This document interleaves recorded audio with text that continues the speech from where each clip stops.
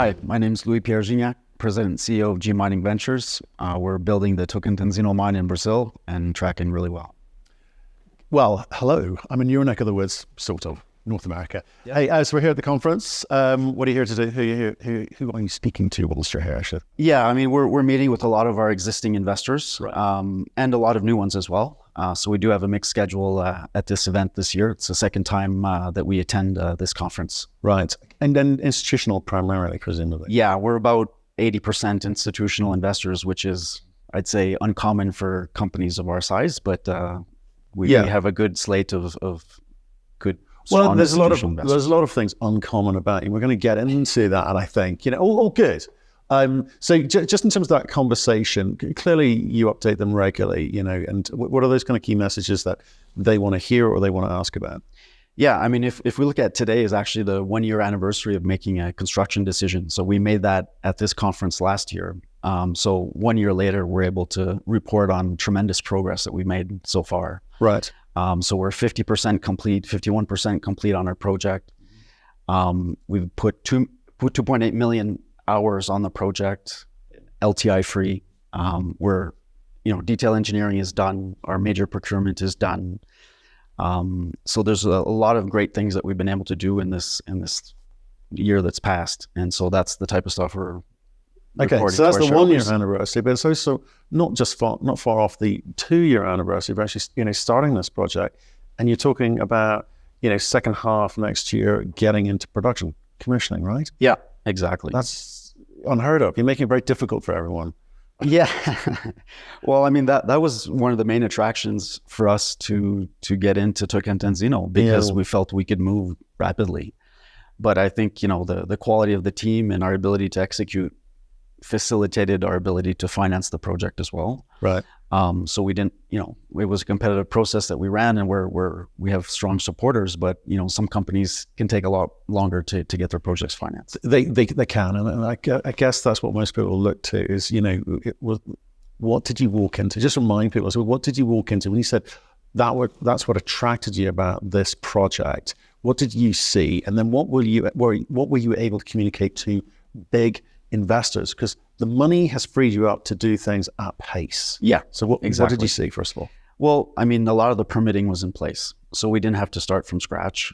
We did a lot of re-engineering on the project, but the basis of the work on metallurgy and the geology and the drilling and the resource was all well done and in place. So we didn't have to spend a lot of time, putting that together or refining that. Right. But in terms of the whole project, I mean, we redesigned a lot of it.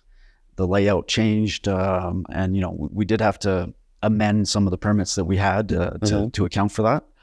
But that's what we did in our feasibility study, and that document was an execution document, right? Not just and a financing document as well. That was last year, right? So yeah, remind us of February 22. Right. Okay, so it could be slightly out of date in the sense that the economy has been kind of crushed. We've seen people come to markets with these feasibility studies, and the numbers have been way out of whack. So has anything changed since February 2022 to now? I mean, definitely there's been some inflation over that period. I'd say on the CapEx side, we had locked in a lot of the pricing for our stuff. So, I mean, our CapEx budget is tracking really well to our feasibility study, which is $458 million. I'd say that our feasibility study reflected commodity prices that were a bit lower at that time. That was pre-war, higher fuel prices and all that. So that will definitely have a smaller or an incremental impact on our AISC, if you look at compared to our feasibility study.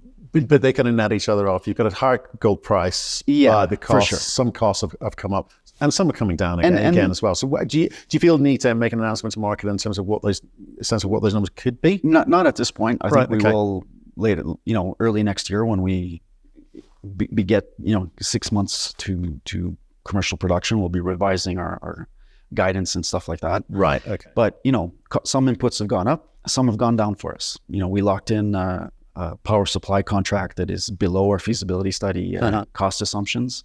So there's pluses and minuses. So we do feel that inflation in Brazil has been consistently coming down over the last year. Yeah. Which is a bit different than other jurisdictions. So we're running around 4% right now in Brazil in terms of inflation.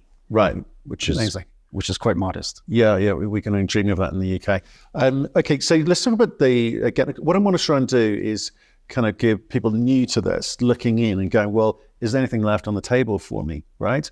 So you're clearly at that kind of build phase at the moment. So typically if we go Lassonde curve type discussion, it should be good. So, what would your pitch be to them? Yeah, I think exactly that. When you look at the Lassonde curve, you can see our stock price definitely trending along the upswing of, we're continuing to de-risk the project and deliver as expected. So I think over the next 12 months, we're going to see a continued re-rating occurring. If you look at PNAV multiples of developers versus producers, we still see that upside going in our favor. So we do think it's still a nice entry point for investors to participate in that re-rating. Right, and what else they need to know about what they could be buying into in the sense that you've got one project in Brazil, big, 175,000 ounces of production. And a little bit higher than that in the first 5 years as well, right? So for sure. And life of mine, 10 and a half years right now. Right. Okay. So you're throwing up about an ASIC number. So right now we're probably in the range of 700 to 750. Right. Okay. If you crushing it. That's fine. It's a good number. So it's a big, substantial asset, and you got to get it into production. You don't want to get distracted. We have talked about, and you do talk about in your marketing material, potential for M&A, especially in an environment like this where there's a lot of cash strapped companies, but you got to time that right. You don't want to get distracted. However, access to capital and cash generation are going to be part of your consideration. So what should we be thinking about you as a company? Yeah, I mean, there's two things. There's definitely M&A because we, as a company and given our capabilities, we feel like we can be tackling on another project very quickly behind this. So in terms of feasibility and being in construction on another project in 2025, that would be an ideal situation for our company. But you've kind of walked into a perfect product in a way. Something you picked up quite a few tweaks and needed, as always, but perfect product. Do you see yourselves as Brazil people, South American people, problem solving? Would you walk into something which has got technical issues? Yeah, no, we're willing to tackle existing operations that have technical issues, but especially if we think we can bring value add in terms of fixing those, or there's expansion opportunities where you need some capital reinvestment to get an expansion going and whatnot. So those could be attractive to us as well. Right. And I would say, Americas is kind of the playground that we see ourselves looking at in terms of... Is that because others find it difficult operating there or unsure how to operate there? I mean, every jurisdiction is a bit different. When you look at the Americas, I mean, but Brazil was a new jurisdiction for us, to be honest. I mean, prior to that, we were in Suriname, British Guyana, Ecuador, and each one has its particularities, to be honest. But Brazil was a first for us, and I think we've been able to tackle that one quite well. Right. Okay. So just sticking with the M&A thing, because again, I'm trying to say, as like a new investor into your company, and say, well, what's the trajectory of the company rather than the asset? Yeah, I mean, the business model, if you look at it, it's buying early stage, development stage assets that you buy for a low PNAV multiple, and if you're able to execute on those, then you go get the proper valuation from the market. So for us, I mean, given our sweet spot and skill sets of developing projects, which is something that not very many people have, we do feel we're a bit of a unique company in that sense. Well, given the history and the family background, etc., you'd hope so, right? But where's it gone wrong for so many people? Because it's been a really tricky year, not just in terms of gold equities, but it's been tricky in terms of people being able to deliver and get projects across the ground, across the finishing line. I mean, it really has. Yeah, I realize the opportunity maybe, but at the same time, a lot of people making a lot of promises and just stumbling at the last hurdle. What do you make of that? Well, there's a lot of things you need to get right for sure. But, I think a lot of people have taken feasibility studies off the shelf and, they were able to get the financing and be able to push on the go button. So either, detail engineering is not sufficiently advanced or they haven't refreshed their estimates to have a good idea of what it's really going to cost. Yeah. But then there's always staffing issues. I think in North America, you look at the ability to attract talent and have the right team to deliver is a challenge. I think even more so than Latin America, for sure. Right. Okay. I just got kind of like there's been a lot of value destruction in the market in gold equities over the last 2 years. So the market certainly more on the retail family office side than institutional guys know what they're getting into, and it's kind of discouraging. In fact, I've seen CEOs just sort of crumble in front of me and go, you know what, I've had enough. Yeah, we got to get out of here. Yeah. But that's possibly more reflection of their asset and their ability than the market. Would you say? The market's still good for gold? I think the market is there's not a lot of new money coming into the market. So I think people are being really picky with where they put money into the space right now. So I think financing new projects is definitely a challenge at the moment. Gold price is generally good.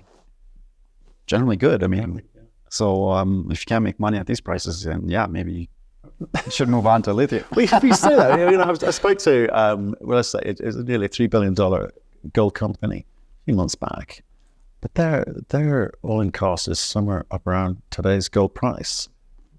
It's difficult. You got to be able to time these things. So history is not necessarily a reflection of the ability to succeed into the future. So there's a lot of balls, a lot of moving parts in all of this, and then you're going to be conscious of this over the next 9 months till you get into actual production. For sure. I mean, we manage our cash really closely. I mean, we're large shareholders. We put in a lot of our personal net wealth into the company. Hey. So I think every decision we make is every dollar is our dollar. More entrepreneurial. And they're very, very much entrepreneurial. And I would say not just the management team, but many people in the organization feel that it's, their project and make decisions on that basis as well. Right. Okay. So this conference is about meeting up with existing shareholders, saying we continue to deliver quarter over quarter. We're on schedule, on budget. Yeah. That's the message. That's the message. And, I think for a lot of investors in development stage companies, that is always their main concern is, do you have enough money to finish your project? And you're going to finish it on time. And then when you do finish it, you're going to be able to operate it. Is it going to wrap up to deliver what it was intended to do, right? So those are typically the things that we're focused on now. And we give a lot of, details to our investors saying that, we're tending to business. I think big institutions are just waiting for that one phone call from other companies just going, didn't quite get over the line. Apologies, it'll be okay. Trust me. Okay, can I ask this thing? Because I've said it many times on our summaries after these interviews, really like the way you've gone about structuring this, the plan, the strategy, the team. In fact, you put a lot of your own family's money into this thing, that you want this, that you need this to work, right? What's the one big decision that you think you got right, which has influenced your ability to stay the course, to be on course for delivering something of this scale? What's that one moment, apart from picking up the asset? Yeah, I think that was a big one. But we had to commit a lot to buying equipment given the lead times. Yeah. So we did put a lot of financing into the company before we made a construction decision, and we really put our project financing together.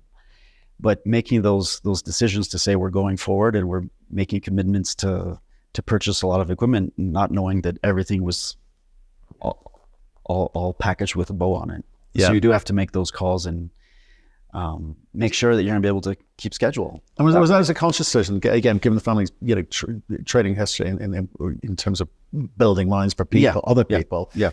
Was that a kind of conscious decision? Was it a naive decision that's just come off? How do you look back on that? That's the reason you can always buy brand new equipment on the market. Yeah. It's because people buy the stuff and then they don't have the full financing to actually start building this thing. But no, we had a lot of faith that we could get across the line and do that. So that was a good, important moment. Like, we ordered our grinding circuit in May of 2022. Yeah. And it's on the ship right now heading to Brazil. So had we not committed that long in advance, we would not be targeting commissioning in June next year, right? So, so those are a lot of decisions where we're always keeping track of, there's points in time where you do have to make decisions. You can't just sit on them and hope for the best. So you do have to commit. You do, if you've got the money. So for me, looking at this story, the big thing that I think you guys did was get a big chunk of money in Early. really early. Yes. Right. Yes. But you need to obviously have a story and a narrative and the track record to be with the experience of the team to get people to give you that, to trust you, to give you that in what was quite a choppy marketplace. That when I look back at this, when we write about it, that's the kind of brave leap that you did, because it could have been hugely value destructive, I think, for you. Yeah. You know. But there we go. Here we are. Sunny, still lots of work to do. Lots of work to do. Well done. Keep doing it. It's I think, a nice inflection point for people looking in at this story now. So Yeah, for sure. Appreciate your time today. Thanks.